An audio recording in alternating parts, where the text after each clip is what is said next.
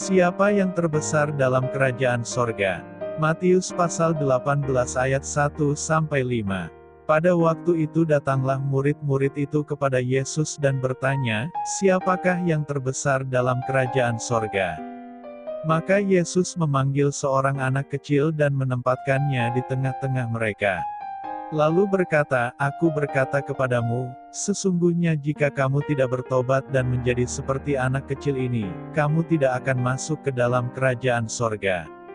Sedangkan barang siapa merendahkan diri dan menjadi seperti anak kecil ini, dialah yang terbesar dalam kerajaan sorga.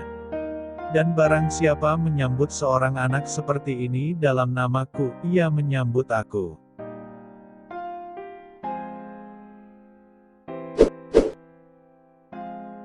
Siapa yang menyesatkan orang? Matius pasal 18 ayat 6-11. Tetapi barang siapa menyesatkan salah satu dari anak-anak kecil ini yang percaya kepadaku, lebih baik baginya jika sebuah batu kilangan diikatkan pada lehernya lalu ia ditenggelamkan ke dalam laut. Celakalah dunia dengan segala penyesatannya, memang penyesatan harus ada, tetapi celakalah orang yang mengadakannya. Jika tanganmu atau kakimu menyesatkan engkau, penggallah dan buanglah itu, karena lebih baik bagimu masuk ke dalam hidup dengan tangan kudung atau timpang daripada dengan utuh kedua tangan dan kedua kakimu dicampakkan ke dalam api kekal. Dan jika matamu menyesatkan engkau, cungkiloh dan buanglah itu, karena lebih baik bagimu masuk ke dalam hidup dengan bermata satu daripada dicampakkan ke dalam api neraka dengan bermata dua. Ingatlah, jangan menganggap rendah seorang dari anak-anak kecil ini. Karena aku berkata kepadamu, ada malaikat mereka di sorga yang selalu memandang wajah Bapakku yang di sorga. Karena anak manusia datang untuk menyelamatkan yang hilang.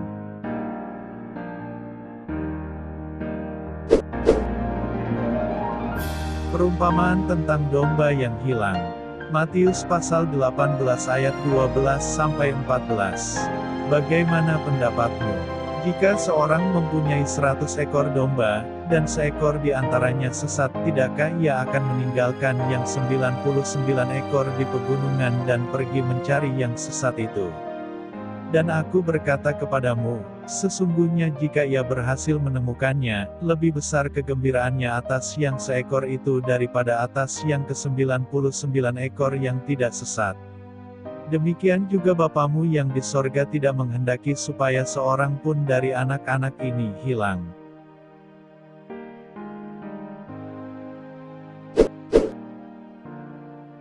Tentang menasihati sesama saudara. Matius pasal 18 ayat 15-20. Apabila saudaramu berbuat dosa, tegurlah dia di bawah 4 mata. Jika ia mendengarkan nasihatmu, engkau telah mendapatnya kembali. Jika ia tidak mendengarkan engkau, bawalah seorang atau 2 orang lagi, supaya atas keterangan 2 atau 3 orang saksi, perkara itu tidak disangsikan. Jika ia tidak mau mendengarkan mereka, sampaikanlah soalnya kepada jemaat. Dan jika ia tidak mau juga mendengarkan jemaat, pandanglah dia sebagai seorang yang tidak mengenal Allah atau seorang pemungut cukai. Aku berkata kepadamu, sesungguhnya apa yang kamu ikat di dunia ini akan terikat di sorga dan apa yang kamu lepaskan di dunia ini akan terlepas di sorga.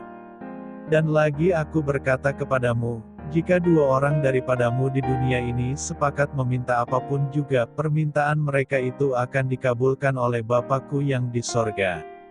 Sebab di mana 2 atau 3 orang berkumpul dalam namaku, di situ aku ada di tengah-tengah mereka.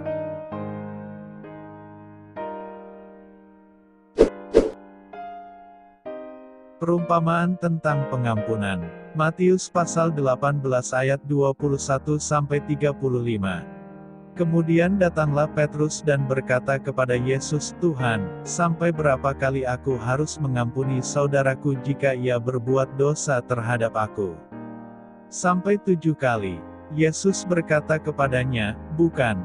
Aku berkata kepadamu, bukan sampai 7 kali, melainkan sampai 70 kali 7 kali. Sebab hal kerajaan sorga seumpama seorang raja yang hendak mengadakan perhitungan dengan hamba-hambanya. Setelah ia mulai mengadakan perhitungan itu, dihadapkanlah kepadanya seorang yang berhutang 10.000 talenta. Tetapi karena orang itu tidak mampu melunaskan hutangnya, raja itu memerintahkan supaya ia dijual beserta anak istrinya dan segala miliknya untuk membayar hutangnya.